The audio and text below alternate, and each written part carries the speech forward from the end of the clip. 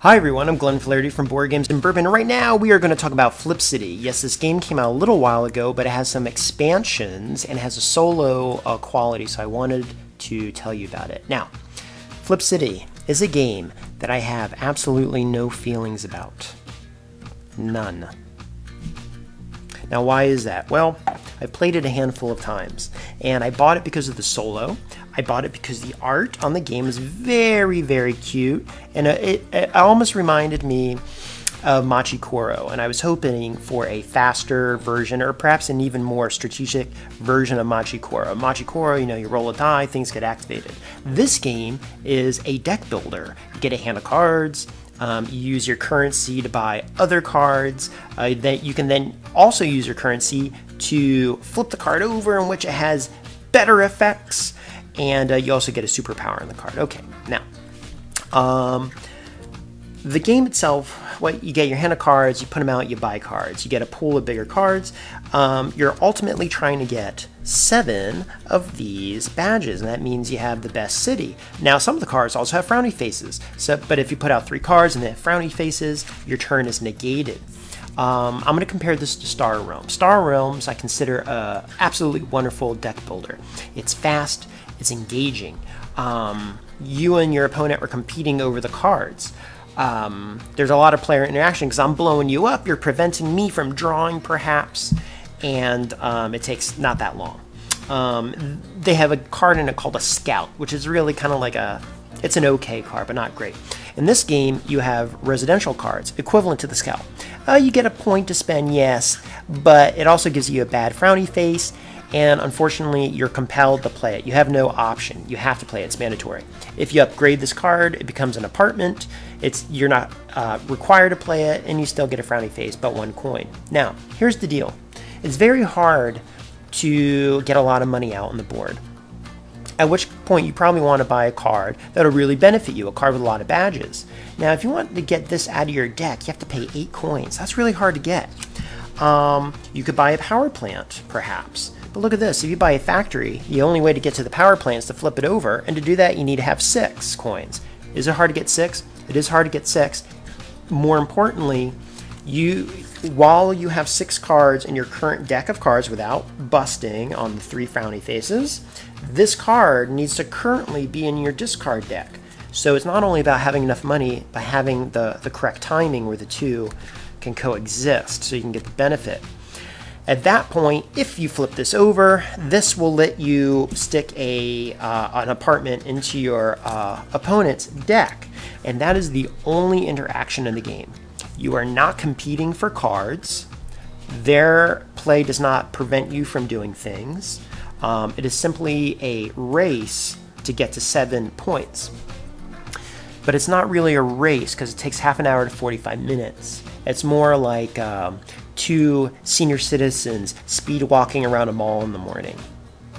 This is very much a game that is a pastime game. It's something you do to pass time. It almost harkens me back when I play it to, I don't know, I want to say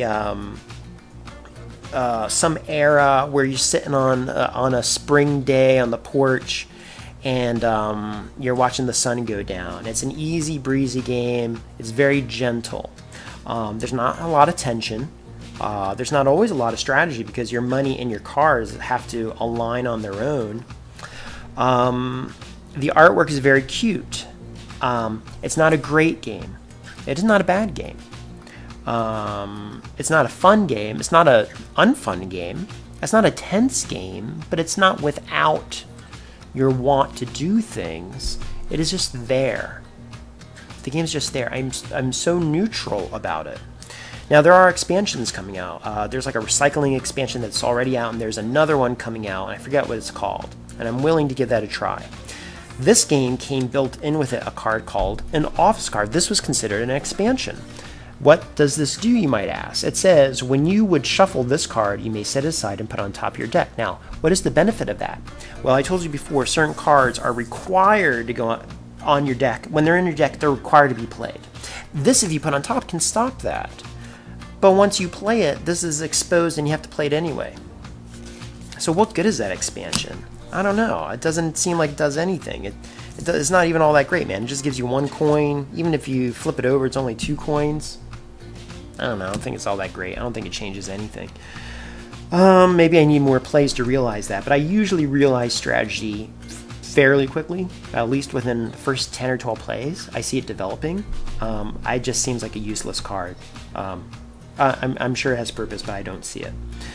Now, I bought this game. I bought it, and it was like 20 bucks, okay? Is it a $20 game? I have a lot of really great $20 games.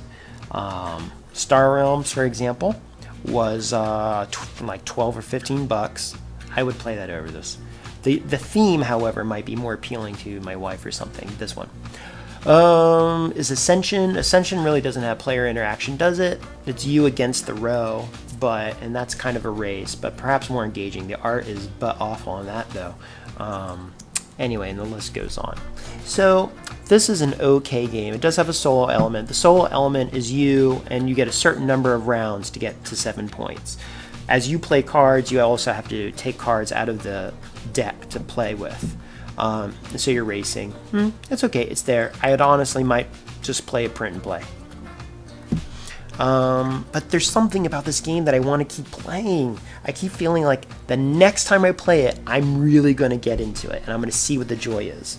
And I feel like it's there. I feel like there's some quality. There is a quality about it that's very cute and endearing, but I'm not sure it's compelling.